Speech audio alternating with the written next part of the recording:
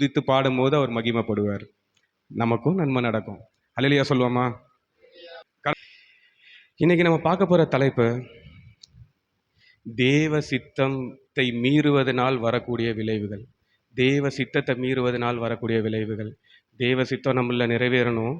தேவ சித்தத்தை மீறினா என்ன நடக்கும்? என்ன விளைவுகள் வரும்ன்றது தான் நம்ம இன்னைக்கு பார்க்க போறோம். கண்களை மூடி ஜெபிப்போமா? அப்பா, இந்த வார்த்தைகளை எனக்கு ஆசீர்வதிச்சு தாங்கப்பா. எங்க ஜனங்களுக்கு ஆசீர்வதிச்சு தாங்கப்பா. இது இருபுறம் கருக்குள்ள பட்டயம் ஆண்டவரே. கொண்டு வர எனக்கும் கேட்கிற அவங்களுக்கும் அப்பா இந்த வாழ்க்கையில பயன்படுறதுக்கு கிருபை தாங்க ஆண்டவரே. என்னை மறைச்சு நீங்க நீங்க பேசுங்க ஆண்டவரே. அப்பா என் நாவல உங்க வார்த்தைகளை வைங்க அப்பா. அப்பா அப்பிரோஜனமான ஊழியக்கார ஆண்டவரே. அப்பா எந்த தகுதியும் இல்லாதவன் ஆண்டவரே. அப்பா என்னை மறைச்சு நீங்க வெளிப்படுங்க. மன்னா இன்னைக்கான மன்னா எங்க ஜனங்களுக்கு கடந்து போகணும்ப்பா. நீங்க பேச போற கிருபைக்காக நன்றி. இதுக்கு தடையா எழும்பி நிற்கிற எல்லா சத்துருவின் கிரியைகளையும் நஸ்ரீனாகிய இயேசு கிறிஸ்துவின் நாமத்தினால கட்டி ஜெபிக்கிறேன்ப்பா. நீங்க தொடக்கம் முதல்ல முடிவு வரைக்கும் எங்களோட இருக்க போறதுக்காக நன்றி. நஸ்ரீனாகிய இயேசு கிறிஸ்துவின் நாமத்தினால ஜெபம் கேளும் எங்கள் ஜீவனுள்ள நல்ல பிதாவே, ஆமேன். முதல் வசனம் ஆதியாகமம் 22:17. ஆதியாகமம் 22:17. உன்னை ஆசீர்வதிக்கவே ஆசீர்வதித்து உன் சந்ததியை வானத்து நட்சத்திரங்களைப் போலவும் கடற்கரை மணலைப் போலவும் பெருகவே பெருக பண்ணுவேன் என்றும் உன் சந்ததியார் தங்கள் சத்துருக்களின் வாசல்களை சுதந்திரித்துக் கொள்வார்கள் என்றும். நல்லது. நான் உன்னை ஆசீர்வதிக்கவே ஆசீர்வதிப்பேன். இதான் தேவன் இன்னைக்கு கொடுக்குற வாக்குத்தத்தம். நான் உன்னை ஆசீர்வதிக்கவே ஆசீர்வதிப்பேன். இது ஒவ்வொருத்தருக்கும் கொடுக்குற வாக்குத்தத்தம். இவங்களுக்கு கொடுக்குறேன், இவங்களுக்கு கொடுக்குறேன் இல்லை. இன்னைக்கு இருக்கிற நிலைமையை காட்டிலும் தேவன் மேன்மேலும் ஆசீர்வதிக்க வல்லவராக இருக்கார். ஆனால் தேவன் 2 விதமான ஆசீர்வாதத்தை 2 விதமான திட்டங்களை நம்மக்கிட்ட கொடுக்குறாரு. எத்தனை பேர் ப்ரீ டெஸ்டினேஷனை நம்புகிறவங்க? நம்ம ஒவ்வொருத்தர் வாழ்க்கையும் ப்ரீ டெஸ்டினேஷன். மீனிங் என்ன அப்படின்னா தேவ திட்டம். ஒவ்வொரு மனுஷன் பிறக்கும் போதும் தேவனோட திட்டத்தோட பிறக்கிறான்றதை எத்தனை பேர் நம்புகிறோம்? தேவனோட திட்டத்தோட பிறக்கிறான் ஒவ்வொரு மனுஷனும். அப்போ மீதி பேருக்கெல்லாம் நம்பிக்கை இல்லையா? ஏதோ பிறந்தோமா? தேவன் ஒவ்வொருத்தரை பிறக்க வைக்கும் போதும் ஒவ்வொரு திட்டத்தோட பிறக்க வைக்கிறார்ல, ப்ரீ டெஸ்டினேஷன். அப்போ ஏன் அந்த திட்டங்கள் மாறுது நம்ம வாழ்க்கையில்? ஏன் அந்த திட்டங்கள் மாறுது? சவுலை ராஜாவாக்கணும்னு நினச்சாரு, ராஜாவாக்குனாரு. ஆனால் கடைசி வரை ராஜாவாக இருக்க முடியல, இடறி போனாங்க. இதை மாதிரி நிறைய நம்ம வேதத்தில் பார்க்க முடியும். நம்ம வாழ்க்கையில் நடக்க வேண்டிய நன்மைகள் நடக்காமல் போகுது. அது காரணம் என்ன? Free will. ப்ரீ டெஸ்டினேஷனையும் நம்மக்கிட்ட கடவுள் கொடுத்துருக்காரு. நான் உருவாகும் போதும் நீங்கள் உருவாகும் போதும் தாயின் கருவில் இருக்கும் போதும் என் கண்கள் கண்டதுன்னு சொன்னவர் ஃப்ரீ வில்லுன்னு ஒன்று கொடுத்துருக்காரு. என்னென்னா நம்ம தேவன் கதவை தட்டுற தேவனாக தான் நிற்கிறார். திறந்தா வாசம் பண்ணுவார். கதவை உடைச்சிட்டு உள்ள வர தேவன் கிடையாது. ஆமேன்னு சொல்லுவோமா? ஒவ்வொருத்தருக்கும் கதவை உடைச்சிட்டு உள்ள வர தேவனா இல்லை. இதை பண்ணுன்னு சொல்லுவார். இதான் உன் திட்டம்னு சொல்லுவார். இதான் உன் வாழ்க்கைக்கான நிறைவுன்னு சொல்லுவார். அந்த நிறைவு நோக்கி ஓடிக்கிட்டே இருக்கணும். அந்த நிறைவுக்கு குறுக்கு வழியை கண்டுபிடிச்சோன்னா அதான் ஃப்ரீ வில். கடவுள் உங்கள் கையை பிடிச்சி போகாதமான்னு சொல்ல மாட்டார், ஃப்ரீயாக விடுவார். போகிறதுனால வரக்கூடிய பாதிப்பு நம்மளை சேரும். அதை தான் இப்போ பார்க்க போகிறோம். இங்கே யாரை பற்றி பார்க்குறோம்? இது யாரை பற்றினது? ஆதியாகமம் 22:17 யாரை பற்றினது? ஆபிரகாமுக்கு கொடுக்கப்பட்ட வாக்கு தத்துவம். எப்படின்னா ஆதியாகமம் 1:27-28 எதுக்காக ஆதாம மனுஷனை உருவாக்குனார் கடவுள் அப்படின்றத பார்க்க போகிறோம். தேவன் தம்முடைய சாயலாக மனுஷனை சிருஷ்டித்தார். அவனை தேவ சாயலாகவே சிருஷ்டித்தார். ஆணும் பெண்ணுமாக அவர்களை சிருஷ்டித்தார்.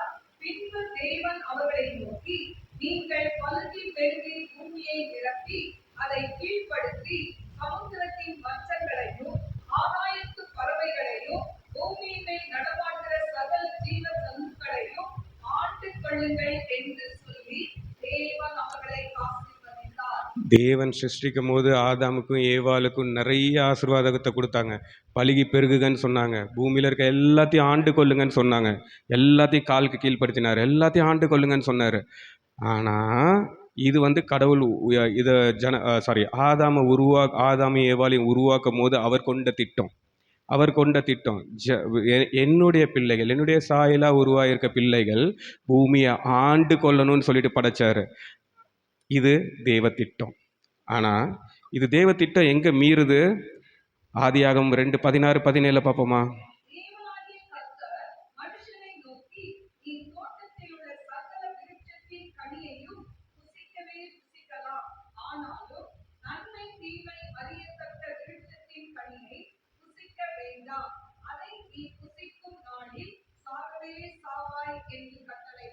இப்போ கடவுள் வந்து ஆதாமையும் ஏவாளையும் படைச்சிட்டாரு, அவரோட சாயலா படைச்சிட்டாரு. அவரு ஆண்டு கொள்றதுக்கு, பிள்ளைகள் ஆண்டு கொள்றதுக்கு எல்லாத்தையும் மிருக ஜீவன்கள் எல்லாம் அவர் காலுக்கு கீழ்ப்படுத்தினார். எல்லாத்துக்கும் மேல அதிகாரத்தை கொடுத்தார். ஒண்ணே ஒன்று சொன்னார், இந்த நன்மை தீமை அறிகிற பழத்தை சாப்பிடாதன்னு சொன்னார். ஒரே ஒரு இதுதான். அவர் நினச்சிருந்தா கையை பிடிச்சி சாப்பிட விடாம பண்ணியிருக்கலாம். இல்லைன்னா சாப்பிடும்போது இறங்கி வந்து சாப்பிடாதன்னு தடுத்திருக்கலாம். அந்த தேவன் கிடையாது. உங்களுக்கு என்னைக்கும் ஃப்ரீ சாய்ஸ் கொடுக்குறவங்க, ஃப்ரீ வில். உங்களோட ஃப்ரீ வில் என்னது? இப்படி வேணா பண்ணலாம், ஆனால் இதை பண்ணால் தப்புன்னு சொல்கிறதுக்கு கட்டளைகளை, நிபந்தனைகளை கொடுப்பாரு. அந்த நிபந்தனைக்கு உட்பட்டது தான் நம்ம வாழ்க்கை. அந்த நிபந்தனைக்கு உட்பட்டது தான் நம்மளோட ஜீவியம். அதை நோக்கி தான் நம்ம, அந்த லக்கை நோக்கி தான் நம்ம ஓடிக்கிட்டு இருக்கோம். அதான் ஃப்ரீ வில். நம்ம ஃப்ரீ வில்லை எப்படி யூஸ் பண்ணுறோன்றது ரொம்ப முக்கியம். இங்கே என்ன பண்ணுறாரு?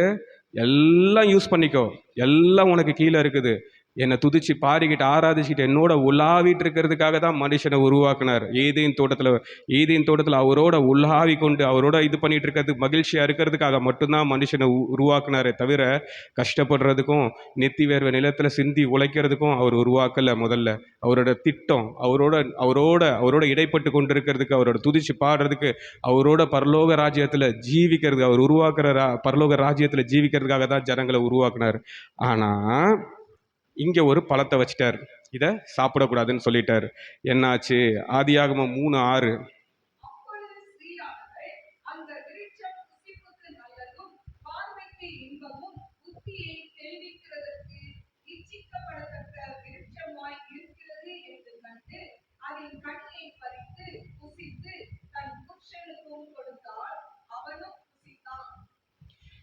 என்னாச்சு? பாவம், அதனால் வந்த சாபங்கள். எதை செய்யக்கூடாதுன்னு சொல்கிறோமோ அதை தான் நம்ம மனசை செய்ய சொல்லும். நம்ம தேவன் கையை பிடிக்கிற தேவனே கிடையாது. தேவன் கையை பிடிச்சி போகாத, தின்னாத, சாப்பிடாத, செய்யாதன்னு சொல்கிற தேவன் கிடையாது. உங்களுக்கான அவன் தன் சுய இச்சையின்படியும் சுய விருப்பத்தின்படியும் நடக்கலாம். ஆனால் முடிவில் என்ன இருக்குது? நியாய தீர்ப்புன்னு ஒன்று இருக்குது. அதுதான் இதில் என்ன சொல்ல வர்றாரு அப்படின்னா, பழத்தை சாப்பிடக்கூடாதுன்னா பழத்தை சாப்பிட்டாங்க, சாப ஜன மேலே வந்தது. அதுக்கப்புறம் நடந்த காரியங்கள்லாம் உங்களுக்கு தெரியும். இதில் என்ன சொல்கிறேன் அப்படின்னா, எல்லாருக்குமே சுய சித்தம்னு ஒன்று இருக்குது. அதுபடி நடக்கலாம் வாழ்க்கையில், சுய சித்தத்தின்படி நடக்கலாம். ஆனால் தேவ சித்தம்னு ஒன்று இருக்குது. தேவன் நம்மளை எதுக்காக உருவாக்குனார் அப்படின்ற ஒரு எண்ணம் நமக்குள்ளே இருக்கணும்.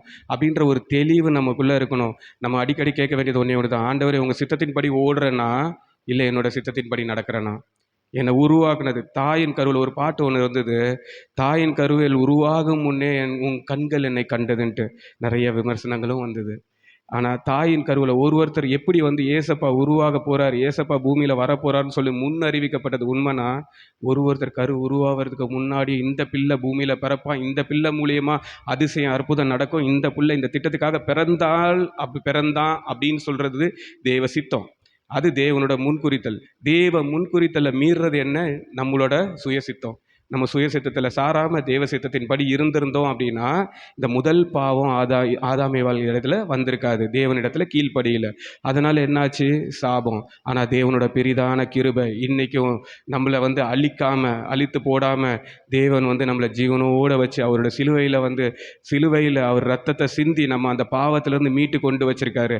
அது தேவனோட பெரிதான கிருபை. இன்னொருத்தரை பற்றி பார்ப்போம், ஆபிரகாம். ஆதியாகமம் 12:1-3. ஆதியாகமம் 12:1-3. ஆபிரகாமை நோக்கி, நீ உன் தேசத்தையும் உன் இனத்தையும் உன் தகப்பனுடைய வீட்டையும் விட்டு புறப்பட்டு நான் உனக்கு காண்பிக்கும் தேசத்துக்கு போ. நான் உன்னை பெரிய ஜாதியாக்கி உன்னை ஆசீர்வதித்து உன் பெயரை பெருமைப்படுத்துவேன். நீ ஆசீர்வாதமாய் இருப்பாய். உன்னை ஆசீர்வதிக்கிறவர்களை ஆசீர்வதிப்பேன், உன்னை சபிக்கிறவனை சபிப்பேன். பூமியுள்ள வம்சங்கள் எல்லாம் உனக்குள் ஆசீர்வதிக்கப்படும் என்றார்.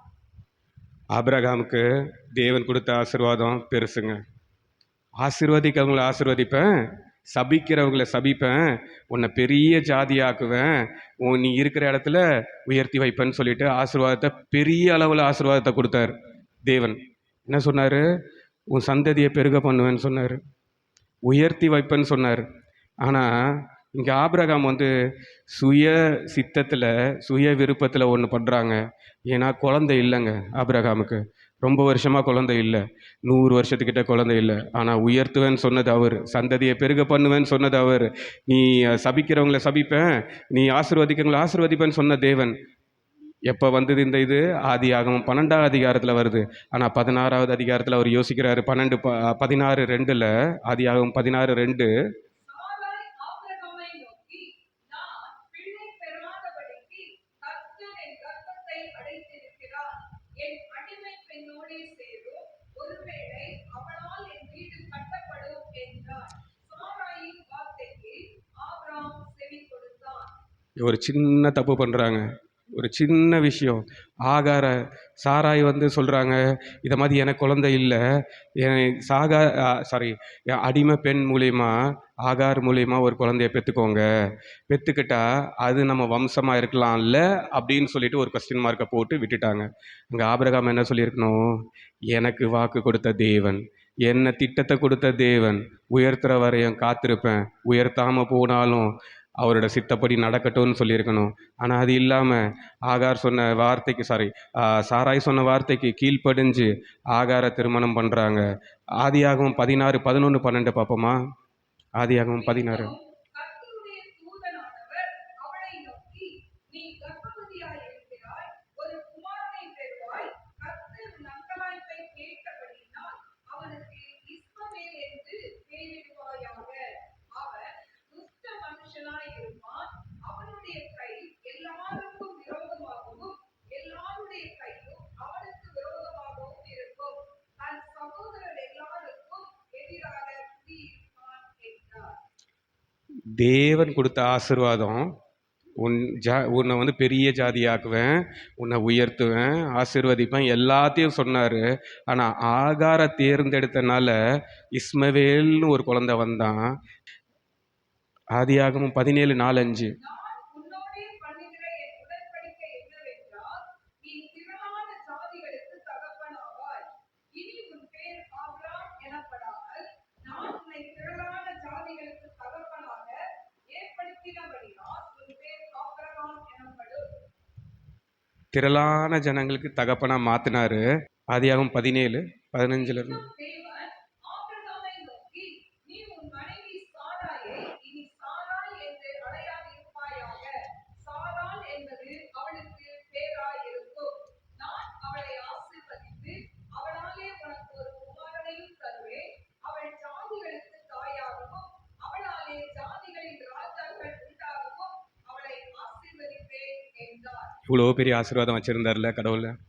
இவ்வளோ பெரிய ஆசீர்வாதம் வச்சுருந்ததை நம்ம என்ன பண்ணுறோம்? சுயசித்தம். காரணம், டெஸ்டினேஷன் தெரியாது, நான் எங்கே போகிறேன்றது தெரியாது, எது கடவுள் எனக்கு ஏற்படுத்தி வச்சுருக்காரு, என்ன நிச்சயம் இருக்குது, நம்ம வாழ்க்கையில் என்ன நடக்க போகுதுன்னு நமக்கு தெரியாது.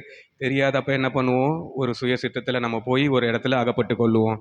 சுயசித்தம் இது எப்படி நம்ம வந்து இது சுயசித்தமாக இது கடவுளோட சித்தமான்னு பார்க்கறது அப்படின்னா, தேவன் பார்வைக்கு செம்மையா இந்த வேத வசனத்தின்படி எடுக்கிற எந்த முடிவும் கடவுளோட சித்தம்.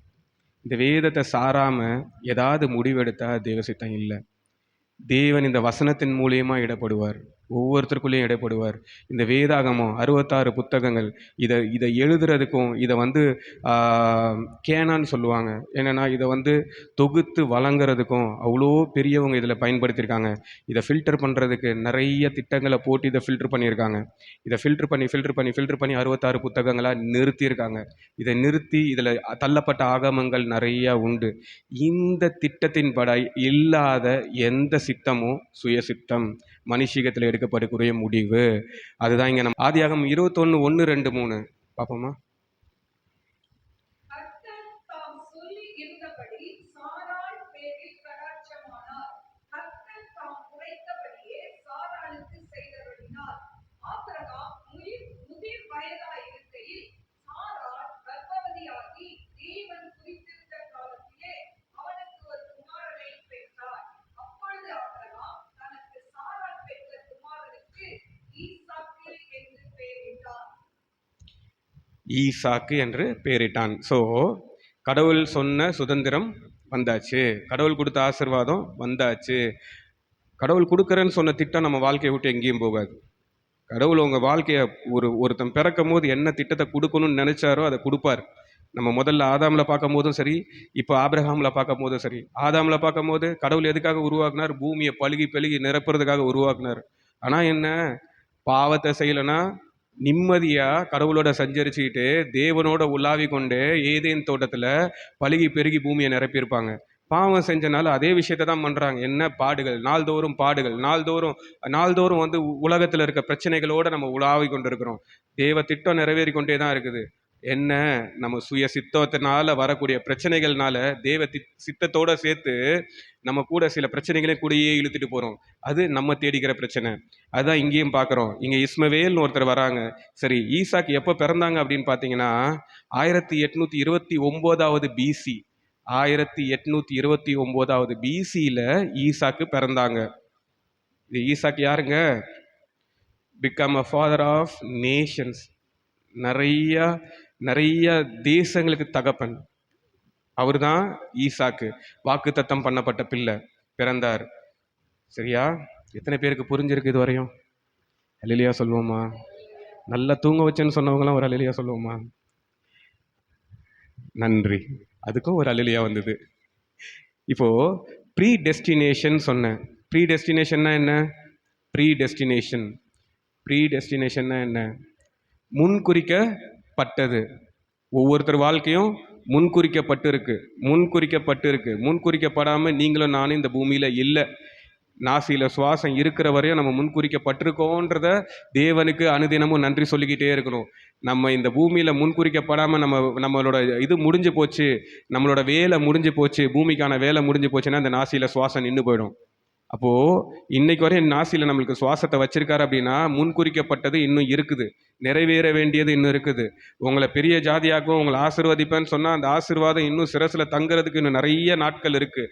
உங்களையும் என்னையும் கொண்டு செய்ய வேண்டிய காரியங்கள் இன்னும் நிறையா இருக்குது. அந்த முன்குறிப்பு இருக்குது. Free will. இது என்னங்க ஃப்ரீ வில்? ஃப்ரீ வில் என்ன? சுய சித்தம். முன்குறிக்கப்பட்டு ஒன்று இருக்கும். நம்ம அதை என்ன பண்ணுவோம்? நம்மளோட சுய சித்தத்தில் மேற்கொள்ள பார்ப்போம், சுய ஆசைகளில் மேற்கொள்ள பார்ப்போம், சுய பிரச்சனைகள்னால நம்மளோட சுய முயற்சிகள்னால பிரச்சனைகளை ஓவர் கம் பண்ண பார்ப்போம். அது கிடையாது. தேவ திட்டத்துக்காக ஒப்பு கொடுக்கணும். தேவன்கிட்ட கேட்கணும், ஆண்டவரே இதில் நான் என்ன பண்ணணும் ஆண்டவரே? எப்படி இந்த பிரச்சனையிலேருந்து வெளியே வர்றது? எப்படி இந்த இதுலேருந்து எனக்கு இது பண்ணி கொடுப்பீங்க, விடுதலை பண்ணி கொடுப்பீங்க? நான் என்ன செய்யணும் ஆண்டவரே? உங்களுடைய சித்தம் என்ன? கேட்டால் இதன் மூலியமாக பேசுவார். இந்த 66 புத்தகத்தில் இல்லாத ஒன்றையும் உங்ககிட்ட பேச மாட்டார். எல்லாம் பேசி வச்சிருக்காரு, முன்னாடியே பேசி வச்சிருக்காரு. ஆதியாகமம் முதல்ல வெளிப்படுத்துதல் வரையும் எல்லாத்தையும் பேசி வச்சிருக்காரு. இதன் மூலியமா நம்ம கிட்ட பேசுவார். இன்னொரு நபரை பற்றி பார்ப்போமா? எசேக்கியாவை பற்றி பார்ப்போம். இதில் 2 ராஜாக்கள் 20:1. அந்நாட்களில் எசேக்கியா வியாதிப்பட்டு மரணத்துக்கு ஏதுவாயிருந்தார். அப்பொழுது ஆமோசின் குமாரனாகிய ஏசாயா என்னும் தீர்க்கதரிசி அவனிடத்தில் வந்து அவனை நோக்கி, நீர் உமது வீட்டு காரியத்தை ஒழுங்குபடுத்தும், நீர் பிழைக்க மாட்டீர், மரித்துப் போவீர் என்று கர்த்தர் சொல்கிறார் என்றான். போதும். இந்த எசேக்கியா ராஜா 25வது வயசுல எருசலேமை ஆண்டார். 29 வருஷம் ஆண்டார். 25வது வயசுலேருந்து 29 வருஷம் ஆண்டார். ஆனால் தேவனுக்கு பிரியமாக இருந்தார். தேவனுக்கு ரொம்ப பிரியமாக இருந்தார். அவர் வந்து இது சிலைகளெல்லாம் உடைச்சார், விக்கிரக ஆராதனை இது பண்ணார், அவங்க அப்பா பண்ண வழிபட்டு வந்த முறைகளெல்லாம் மாற்றினார், ஆலயங்களை சுத்தம் பண்ணார். அவர் வந்து பார்த்திங்கன்னா எல்லாத்தையும் க்ளீன் பண்ணுற வேலையை அவர் ராஜாவானோன்னு செஞ்சார். அவர் இருக்கிற நாட்கள் வரையும் அவர் அற்புதமாக வச்சுருந்தார் கடவுள். ஆனால் ஒரு நோய் ஒன்று வருது. ஒரு நோய் வந்த உடனே அதில் பார்த்தீங்கன்னா 2 ராஜாக்கள் 20:2-3. அப்பொழுது எசேக்கியா தன் முகத்தை சுவர்புறமாக திருப்பிக் கொண்டு கர்த்தரை நோக்கி, கர்த்தாவே, நான் உமக்கு முன்பாக உண்மையும் மன உத்தமமாய் நடந்து உமது பார்வைக்கு நலமானதை செய்தேன் என்பதை நினைத்தருளும் என்று விண்ணப்பம் பண்ணினான். எசேக்கியா மிகவும் அழுதான். போதும். முத வசனம் என்ன சொல்றாரு? உன்னை நான் எடுத்துக்க போறேன், ஆயத்தப்படுன்னு கடவுள் சொல்றாரு. இது கடவுளோட திட்டம். அவ்வளோதான், பூமியில் வேலை முடிஞ்சிருச்சு, நீ ரெடி பண்ணுப்பா. ஏன்னா தேவனுக்கு பிரியமாக இருந்தார். தாவீதுக்கு அப்புறம் பார்த்தீங்கன்னா அவரோட தாவீது பண்ண போல கடவுளுக்கு பிரியமான விஷயங்கள் நிறைய விஷயங்கள் அவர் பண்ணாருன்னு சொல்லி வேதத்தில் எழுதியிருக்கு. பண்ணனால அவர் என்ன சொல்கிறார்? கடவுளை, நீ யாருக்குமே கிடைக்காத ஒரு ஸ்லாக்கியம், உன்னை எடுத்துக்க போகிறேன், ஆயத்தப்படு. என்னென்ன பண்ணணுமோ உன் சந்ததிக்கு எல்லாத்தையும் பண்ணி வேலையை முடிப்பா அப்படின்னு சொன்னா, இவர் என்ன சொல்றாரு, நான் உங்களை எல்லாத்துக்கும் நான் இதா இருந்தானே, என்னோட ஆயுசு நாட்களை கூட்டி கொடுங்க அப்படின்னு கேட்பாரு இந்த இதுல. அப்போ 2 ராஜாக்கள் 20 4 5 6ல பார்ப்போமா? 2 ராஜாக்கள் 20. ஏசாயா பாதி உச்சத்தை விட்டு அப்புறம் போகிறதற்கு முன்னே கர்த்தருடைய வார்த்தை அவனுக்கு உண்டாகி அவர் சொன்னது, நீ திரும்பி போய் என் ஜனத்தின் அதிபதியாகிய எசேக்கியாவை நோக்கி, உன் தகப்பனாகிய தாவீதின் தேவனாய் இருக்கிற கர்த்தர் சொல்கிறது என்னவென்றால், உன் விண்ணப்பத்தை கேட்டேன், உன் கண்ணீரை கண்டேன், இதோ நான் உன்னை குணமாக்குவேன். போதும் 3ஆம் நாளிலே நீ கர்த்தருடைய ஆலயத்துக்கு போவாய், உன் நாட்களோட 15 வருஷங்களை கூட்டுவேன். போதும். இங்க ஜெபம் பண்ண உடனே அந்த தீர்க்கதரிசி வெளியே போறதுக்குள்ளேயே கடவுள் தீர்க்கதரிசிகிட்ட சொல்றாரு, போய் சொல்லு, நான் அவனை சுகமாக்குவேன், ஆயுசு நாட்களை கூட்டி தருவேன்னு சொல்லுன்னு சொல்றாரு. அப்போ விண்ணப்பங்களை கேட்குற தேவன் தான். கையை பிடிச்சி வைக்க மாதிரி, இல்லைப்பா நான் உனக்கு இது பண்ணுறேன், நீ இதுக்கு மேலே உனக்கு ஆயுசு இல்லை, ஆயுசு முடிஞ்சது, நான் எடுத்துக்க போகிறேன்னு சொல்லலை. அங்கே விண்ணப்பத்தை கேட்கும் தேவனா என்ன சொல்கிறாரு, சரிப்பா இரு, 15 வருஷம் கூட்டி கொடுக்குறாரு. ஆனால் இந்த 15 வருஷம் அவர் கூட்டி கொடுத்தனால என்ன பிரச்சனைகள் வந்தது அப்படின்னு, அவருக்கு இருக்க நோய் சுகமாச்சு, அவர் எல்லா இதுவும் பண்ணாங்க. ஆனால் இங்கே அவர் பண்ண ஒரு சின்ன தவறு என்ன அப்படின்னா, ஆயுசு நாட்களை கூட்டி கேட்டது. என்னை சுகமாக்குங்கன்னு கேட்டார், 15 வருஷம் ஆயுட்கிற நாட்களை கூட்டி கொடுத்தாரு. ஆனால் இதை காட்டினால வந்த சாபம் கடைசி இது பார்த்தீங்கன்னா 20வது அதிகாரம் 16 17 18. 2 ராஜாக்கள் 20. அப்பொழுது ஏசாயா எசேக்கியாவை நோக்கி, கர்த்தருடைய வார்த்தையை கேளும், இதோ நாட்கள் வரும், அப்பொழுது உமது வீட்டில் உள்ளதிலும் உமது பிதாக்கள் இந்நாள் வரைக்கும் சேர்த்ததிலும் ஒன்றும் மீதியாக வைக்கப்படாமல் எல்லாம் பாபிலோனுக்கு கொண்டு போகப்படும். நீர் பெறப்போகிற உமது சந்தானமாகிய உமது குமாரர்களையும் சிலர் பாபிலோன் ராஜாவின் அரண்மனை வேலைக்காரராய் இருப்பார்கள் என்று கர்த்தர் சொல்கிறார் என்றார். போதும். ஸோ என்ன பண்ணுறாங்க, எல்லாரும் அடிமையாக போகிறாங்க. இது காரணம் என்ன, தேவ திட்டம். செழிப்பான ராஜா, அவனோட மரணம் வரை அவன் செழிப்பாக தான் இருந்து வந்த சாபம். ஏன்னா அந்நிய ராஜாவை கொண்டு போயிட்டு இவன் கடவுள் கொடுத்த எல்லாத்தையும் திறந்து காட்டினான். அந்நிய ராஜாவை, தேவனோட சித்தம் இல்லாமல், தேவன் மகிமைப்படலாங்க, அவனோட சொந்த விருப்பம், அவனோட சொந்த இது மகிமைப்பட்டது. அதனால் வரக்கூடிய பாடுகள் அவனோட சந்ததியை தொடர்ந்தது. இந்த மாதிரி தேவ திட்டத்துக்கு நம்ம விட்டு கொடுக்கணுமே தவிர சுய விருப்பத்தில் சாரக்கூடாது, சுய விருப்பத்தில் சாரக்கூடாது. புரியுதா? ப்ரீ டெஸ்டினேஷன் புரியுதா? Predestination, predestination. சின்ன பிள்ளைங்க சொல்லுங்கள், ப்ரீ டெஸ்டினேஷன் என்ன? முன், என் வாழ்க்கையும் உங்கள் வாழ்க்கையும் முன் குறிக்கப்பட்டதா இல்லையா? நம்பிக்கை இன்னும் வரலையா? இங்கே இருக்கிறவங்க டாக்டர் ஆவீங்க, இன்ஜினியர் ஆவீங்கன்னு முன் குறிக்கப்பட்டதா இல்லையா? ஆமேன். சத்தம் பலமாக வந்தால் டாக்டராக இன்ஜினியராக ஆகலாம். ஆமேன், ஆமேன். வரணும், வரணும். டாக்டராகவும் இன்ஜினியராகவும் எழுப்பி நிறுத்த வல்லவராக இருக்காரு. அதுக்கு முதல்ல சொல்ல வேண்டியது, ஆண்டவரே என் வாழ்க்கை முன்குறிக்கப்பட்டது, நான் நம்புகிறேன். அதுக்கு என்ன பண்ணணும், என் சுய வழியில் சாரக்கூடாது, என் சுய இச்சையில் போகக்கூடாது, என் சுய வழியில் நான் நடக்கக்கூடாது, என் சுய இன்பத்தில் நான் போகக்கூடாது. இதெல்லாம் நான் கண்ட்ரோல் பண்ணுறேன். ஆண்டவர் உங்களுடைய சித்தம் என் வாழ்க்கையில் நிறைவேறட்டும். கேட்கணுமா, கேட்கக்கூடாதா? உலகத்தில் இருக்க பிள்ளைகளுக்கு தெரியாது, ரட்சிக்கப்பட்டாச்சா, ரட்சிக்கப்படுற வரையும் அவரோட திட்டம் என்ன தெரியுமா? உங்களையும் என்னையும் சுவிசேஷம் வந்து சேர்றது அவரோட திட்டம். உங்களுக்கும் எனக்கும் சுவிசேஷம் வந்து சேரும், எப்படினாலும் வந்து சேரும். அதனால தான் நீங்களும் நானும் கிறிஸ்தவனாக இங்கே நிற்கிறோம். இல்லைனா இன்னைக்கு நீங்களும் நானும் கிறிஸ்தவனாக நிற்க மாட்டோம். உங்களுக்கும் எனக்கும் சுவிசேஷத்தை கொண்டு வந்த ஒருத்தர் இருக்கார். உங்களுக்கு எனக்கும் சுவிசேஷத்தை கொண்டு வந்துட்டார். கடவுள் உங்கள் காதுலையும் என் காதுலையும் சுவிசேஷத்தை போட்டுட்டார். போட்டு உங்களையும் என்னையும் ரட்சித்து நிறுத்திட்டார். நிறுத்துறதோட அவரோட வேலை முடிஞ்சிருச்சு. அப்படி தானே? இல்லை, நித்திய ஜீவனுக்கு கொண்டு போகிற வரையும் அவரோட வேலை இருக்குது. அதுக்கு தான் யாரை கொடுத்தார்? யாரை கொடுத்தார்? ஆவியானவர், பரிசுத்த ஆவியானவர். உள்ளே இருந்துன்னா சொல்லிட்டு இருப்பார் தப்பு பண்ணும் போது, இது என் வழி இல்லை மகனே, இது என் வழி இல்லை மகளே. கூட்டிக்கிட்டே இருப்பார், குத்திக்கிட்டே இருப்பார், குத்திக்கிட்டே இருப்பார். நம்ம என்ன பண்ணணும்? ஆண்டவரே ஒப்பு கொடுக்குறேன், பண்ண மாட்டேன் ஆண்டவரே. ஒரு தடவை ஒரு விஷயம் தப்புன்னு சொல்லி கடவுள் குத்துனார் அப்படின்னா உள்ள நமக்குள்ள ஒரு பிஞ்ச் ஆகும். இது தப்பு பண்ணுறோமோ? ஆவியானவர் இடைப்படுறது அப்படி தான் இடைப்படுவார். மனுஷன் உள்ளே இருந்து பேசுகிற மாதிரியே இருக்கும். நம்ம பண்ண தப்பு வரப்போ ஒரு தோலை நின்று கூடயே நின்று பேசுகிறா போல இருக்கும். அவர் தான் ஆவியானவர், உங்களுக்காக எனக்காக கொடுத்தார். ரட்சிக்கப்பட்டவன் அபிஷேகம் பெறணும். அபிஷேகம் பெற்ற ஆவியானவர் நம்மளை நடத்துவார், நம்மளுடைய இலக்கை நோக்கி நடத்துவார், வழி விலகாமல் காத்துக்கொள்வார். ஆனாலும் உங்கள் சுய சித்தம்னு ஒன்று இருக்குது. ஆண்டவர் கரத்தை பிடிச்சிருக்கும் போது ஜாக்கிரதையாக பிடிச்சிருக்கணும். விட்டுட்டு என் சுய சித்தத்தில் கொஞ்சம் போயிட்டு வந்துட்டு திருப்பி வந்து ஆண்டவரை பிடிச்சிக்கிறேன்னு சொல்லக்கூடாது. அந்த விட்டுட்டு போகிற நேரத்தில் நமக்கான ஆசீர்வாத குலைச்சல் ஏதாவது வந்துடும். இல்லை அந்த ஆசீர்வாதத்துக்கு நடுவில் ஏதாவது ஒன்று பூந்துரும். இப்போ அப்படி தான் ஒருத்தரை பார்க்க போகிறோம். லைஃப்பில் இவரு வந்து பெரிய நியாயாதிபதியாக இருந்தார். ஒரு பெரிய நியாயாதிபதி ஜட்ஜ். யாரை பற்றி? சிம்சோன். சிம்சோன் பெரிய நியாயாதிபதியில் அவரை போல ஒரு பலசாலி பைபிளில் வேறு யாராவது இருக்காங்களா பலசாலி? ஸோ நியாயாதிபதிகள் 13:2-5 படிப்போமா? அப்பொழுது தான் வம்சத்தானாகிய சோரா ஊரானான ஒரு மனுஷன் இருந்தான். அவன் பேர் மனோவா. அவன் மனைவி பிள்ளை பெறாத மலடியாய் இருந்தாள். கர்த்தருடைய தூதனானவர் அந்த ஸ்திரீக்கு தரிசனமாகி அவளை நோக்கி, இதோ பிள்ளை பெறாத மலடியான நீ கர்ப்பம் தரித்து ஒரு குமாரனை பெறுவாய். ஆதலால் நீ திராட்சை ரசமும் மதுபானமும் குடியாதபடிக்கும் தீட்டானது ஒன்றும் புசியாதபடிக்கும் எச்சரிக்கையாய் இரு. நீ கர்ப்பம் தரித்து ஒரு குமாரனை பெறுவாய். அவன் தலையின் மேல் சவரன் கத்தி படலாகாது. அந்த பிள்ளை பிறந்தது முதல் தேவனுக்கென்று நஸ்ரேயனாய் இருப்பான். அவன் இஸ்ரவேலை பெலிஸ்தரின் கைக்கு நீங்கலாக்கி ரட்சிக்கத் தொடங்குவான் என்றார். அவன் இஸ்ரவேலை பெலிஸ்தியரின் கைக்கு நீங்களாக்கி ரட்சிக்க தொடங்குவான். அப்படிப்பட்ட திட்டத்தோடு தான் ஒரு பிள்ளை பிறக்கிறான். கரெக்டா? என்ன அதுக்கு பேர் என்ன? Predestination. உங்கள் வாழ்க்கையிலும் என் வாழ்க்கையிலும் இருக்க போல சிம்சோன் வாழ்க்கையிலும் ஒரு ப்ரீ டெஸ்டினேஷன் இருந்தது. என்ன?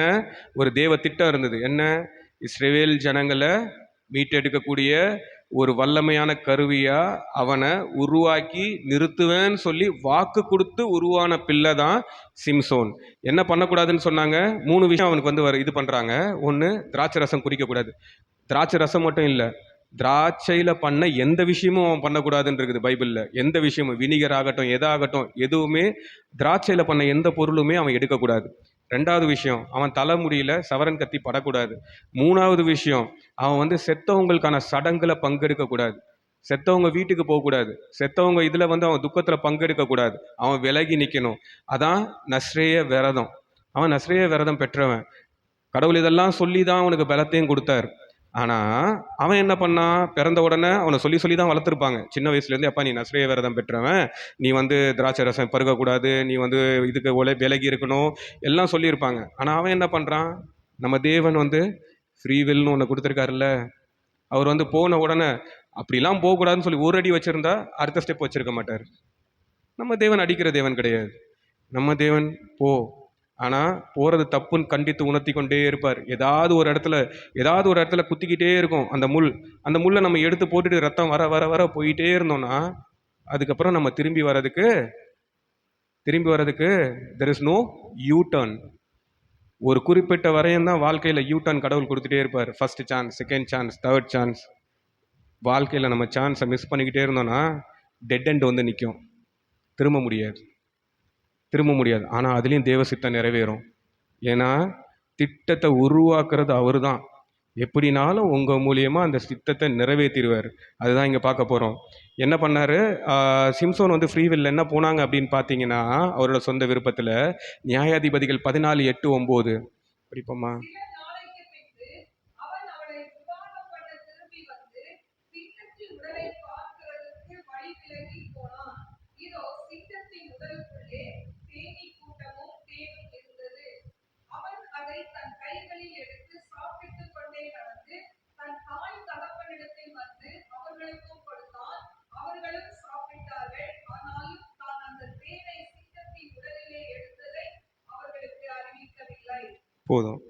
மாம்சத்தில் பலன், எவ்வளோ பலன் இல்லை, பலசாலி. அவனை போல ஒரு பலசாலி கிடையாதுல்ல. சிங்கத்தை கிழிச்சு போயிட்டு பொண்ணு பார்த்துட்டு எல்லாம் முடிச்சு திருப்பி வரும்போது அதே சிங்கம் எப்படி இருக்குது? நம்ம கொண்டு போட்ட சிங்கம் செத்தது பக்கம் போகக்கூடாது. எப்படி இருக்குன்னு பார்க்கறதுக்காக வழி விலகி யாருக்கும் தெரியாமல் போய் அந்த சிங்கத்தை பார்த்துட்டு வரான். சிங்கத்தை பார்த்ததோட நிறுத்தல. அந்த செத்த உடல்ல தேனீ கூட்டுல தேன் இருந்திருக்கு. அந்த தேனையும் எடுத்து சாப்பிட்றான். ஸோ இங்க அவனோட நசரேய விரதத்தை மீறுறான். செத்தது இடத்துல இருந்து எடுத்து உன்னை இது பண்றான். ஒரு பழமொழி இருக்குல்ல சிம்சோன் இதுல. என்ன பழமொழி தெரியுமா? சின்ன பிள்ளைகளுக்கு தெரியுமா? பட்சிக்கிறவனிடத்திலிருந்து பலவான் கையிலிருந்து மதுரமும் வந்தது. இதை வச்சுதான் அவன் அந்த பழமொழியே இது பண்ணுவான். அப்போ செத்து போன சிங்கத்திலிருந்து எடுத்து தேனை எடுத்து சாப்பிட்றான் நஸ்ரேய விரதம் பெற்றவன். இங்க அவனுக்கு என்ன இருந்தது? கடவுள் கொடுத்த பலன் அவனுக்கு மேல இருந்தது. கடவுள் கொடுத்த பலன் அவனுக்கு மேல இருந்தனால அவன் எதை பத்தியும் கவலைப்படலை. வழி விலகி போறோன்றது அவனுக்கு தெரியல. நஸ்ரேய விரதம் பெற்றோன்றதை மறந்துட்டான். அவனோட சுய மாம்ச இச்சை, அவனோட மாம்ச வழிகள் அவனுக்கு ஊடுருவி போக ஆரம்பிச்சது. நியாயாதிபதிகள் 16, 17, 21 படிப்போமா? இருதயத்தையெல்லாம் அவளுக்கு வெளிப்படுத்தி, சவலும் கத்தி என் தலையின் மேல் படவில்லை. நான் என் தாயின் கர்ப்பத்தில் பிறந்தது முதல் தேவன் என்று நஸ்ரேயனானவர் என் தலை சிரைக்கப்பட்டார். என் பலம் என்னை விட்டு போ. அதனாலே நான் பலட்சியமாகி மற்ற எல்லா மனுஷரைப் போலவும் ஆவேன் என்று அவளிடத்தில் சொன்னார். போதும்.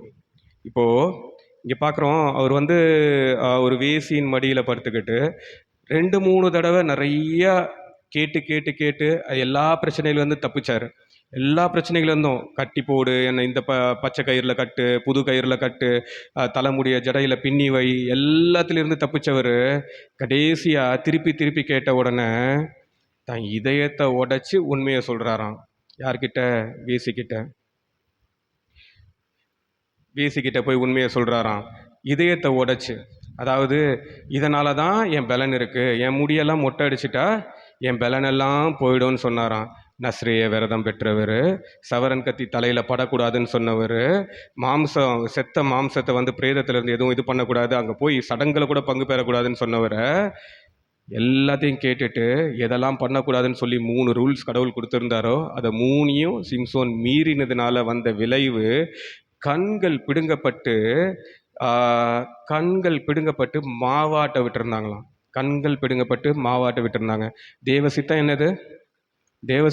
சிம்சோன் மேலே உள்ள தேவசித்தம்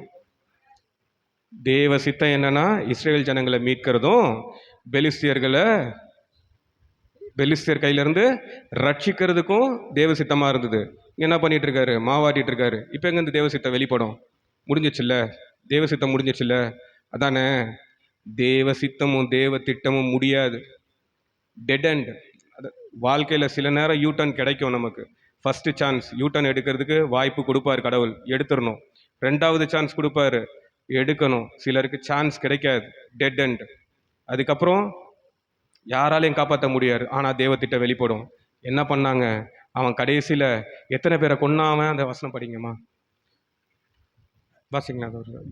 அப்பொழுது சிம்சோன் கர்த்தரை நோக்கி கூப்பிட்டு, கர்த்தராகிய ஆண்டவரே, நான் என் 2 கண்களுக்காக ஒரே தீர்வையாய் பெலிஸ்தர் கையிலே பழிவாங்கும்படிக்கு இந்த ஒரு விசை மாத்திரம் என்னை நினைத்தருளும், தேவனே பலப்படுத்தும் என்று சொல்லி சிம்சோன் அந்த வீட்டை தாங்கி நிற்கிற 2 நடுத்தூண்களில் ஒன்றை தன் வலது கையிலும் மற்றொன்றை தன் இடது கையிலுமாய் பிடித்து கொண்டு, என் ஜீவன் பெலிஸ்தரோட கூட மடிய கடவுது என்று சொல்லி பலமாய் சாய்க்க அந்த வீடு அதில் இருந்த பிரபுக்கள் மேலும் எல்லா ஜனங்கள் மேலும் விழுந்தது. இவ்விதமாய் அவன் உயிரோடு இருக்கையில் அவனால் கொல்லப்பட்டவர்களை பார்க்கிலும் அவன் சாகும்போது அவனால் கொல்லப்பட்டவர்கள் அதிகமாய் இருந்தார்கள். போதும். கடைசியா என்ன கேட்குறான்? ஆண்டவரே, ஒரு விஷயம் நினைச்சிடலுங்க. அந்த உணர்வுள்ள இருதயம் வந்தப்போ கடவுள் என்ன பண்ணாரு? அவர் உருவாக்கின நோக்கம், ப்ரீடெஸ்டினேஷன், எதுக்கு உருவாக்கினாரோ அதை நிறைவேற்றினார். ஒரு விசை இறங்கினப்போ உயிரோடு இருந்து கொன்ன பெலிஸ்தியரை தவிர பெலிஸ்தியர்கள் காட்டிலும் அதிக பேரை கொண்டு போட்டான். ஆனால் அவன் எவ்வளோ பெரிய ராஜாவா, எவ்வளோ பெரிய நியாயாதிபதியா, எப்படி இருந்து அரசாள வேண்டியவன், அவன் எப்படி நியாயம் தீர்க்க வேண்டியவன், இன்னும் எவ்வளோ நாள் இருந்து இஸ்ரேலில் நியாயம் தீர்த்திருக்க வேண்டியவன், எப்படி போனால் அவனோட பாவத்திலையும் கண்ணின் இச்சையிலையும் விழுந்து வழி விலகி போனதுனால தெர் இஸ் நோ யூட்டர்ன். அவனுக்கு யூட்டர்ன் இல்லை. அவனுக்கான கொடுக்கப்பட்ட சந்தர்ப்பங்கள் அதிகம். அதிக இடத்துல கொடுத்தாங்க. அவரை வந்து தலையில் கட்டி வைக்க சொல்லும் போதே சொல்லியிருக்கலாம், ஏதோ தப்பு நடக்குது, விட்டுட்டு ஓடுன்னு சொல்லியிருக்கலாம். ஆனால் பண்ணலை. ரெண்டாவது தடவை திருப்பி அதே இது, பெலன் எங்கே இருக்குது, பெலன் எங்கே இருக்குது, பெலன் எங்கே இருக்குது, அத்தனை யூட்டர்ன் கிடச்சிது. ஏதாவது ஒரு இடத்துல நின்று நிதானிச்சு அந்த இடத்துல இருந்து வலி விலகி அந்த வேசியின் இடத்துல இருந்து ஓடி இருந்தார் அப்படின்னா நின்று நியாயம் செஞ்சிருப்பார். கடைசியில் என்ன பண்ணார், உண்மையை கொண்டு போய் யார்கிட்ட கக்கக்கூடாதோ அங்கே போய் சொன்னார். அங்கே சொன்னனால இதயத்தை உடைச்சி ஊற்றுனாங்களாம். கடவுள்கிட்ட ஊற்றலாம், சொந்த விழா எலும்புக்கிட்ட ஊற்றலாம், போய் இன்னொரு மகக்கிட்ட ஊற்றுனா பிரச்சனை இதுதான். கண்கள் பிடுங்கப்பட்ட நிலைமை, கண்கள் பிடுங்கப்பட்ட நிலைமை. ஆனால் கடவுளோட திட்டம் வெளிப்படாமல் போச்சா, வெளிப்பட்டுது. ஆனால் சிம்சோனுக்கு யூட்டர்ன் இல்லை, தப்பிச்சு வர்றதுக்கு வழி இல்லை. அங்கே பெலிஸ்தரோடு சேர்ந்து அவனும் மடிஞ்சு போனான். இதுதான் ப்ரீ டெஸ்டினேஷன், ஃப்ரீ வில். நமக்கு ரெண்டுமே கடவுள் கொடுத்துருக்காரு. நம்புறீங்களா? நமக்கு ரெண்டுமே கடவுள் கொடுத்துருக்காரு. ஒருத்தர் உருவாகும் போதும் கடவுள் நமக்கு மேலே ஒரு திட்டங்களை வச்சிருக்காரு. டாக்டராகவும், இன்ஜினியராகவும், ஊழியக்காரங்களாகவும், ஊழியக்காரியாகவும் நிரப்பி வச்சிருக்காரு. அவரோட ஊழியங்களை செய்யறதுக்கும், சமுதாயத்தில் உயர்ந்த பொசிஷன்ல இருந்து அவரோட பிள்ளைகளுக்கு நன்மை செய்யறதுக்கும் கடவுள் ஒவ்வொருத்தரையும் படைச்சிருக்காரு. ஒவ்வொரு திட்டங்களோட ஒவ்வொருத்தரையும் படைச்சிருக்காரு. ஆனால் அதோட சேர்த்து என்ன பண்ணுறாரு, உங்களுக்கு ஃப்ரீ வில்லுன்னு ஒன்று வந்து கையில் கொடுத்துருக்காரு. குயவன் கையில் இருக்க களிமண் போல தான் நம்ம எல்லாமே. வனைஞ்சிக்கிட்டே இருப்பார், நல்லா வனைஞ்சி வந்துக்கிட்டே இருக்கும். ஆனால் நம்ம லேசாக நம்மளோட பிரச்சனைகளை உள்ளே கொண்டு வந்தோன்னா அந்த வனைதல் உடைந்து போகும். ஆனால் உடஞ்சி போச்சேன்னு சொல்லிட்டு ரட்சிக்கப்பட்ட பிள்ளையோட அந்த களிமண்ணை தூக்கி எறிகிற தேவன் கிடையாது. திரும்பவும் சொல்லுவார், என் பிள்ளை என் சைடு வராதா, என் பிள்ளை என் சைடு வராதான்னு வெயிட் பண்ணிக்கிட்டே இருப்பார்.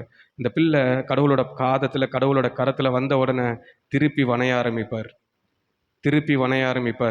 வணைஞ்சு அவர் உருவாக்கி நிறுத்தி அழகு பார்க்கும் தேவனா உங்கள் மத்தியிலையும் என் மத்தியிலையும் இருக்கார். விசுவாசிக்கிறவங்க அல்லேலூயா சொல்லுவோமா? விசுவாசிக்கிறவங்க அல்லேலூயா சொல்லுவோமா? உயர்த்தி நிறுத்துவாருன்ட்டு.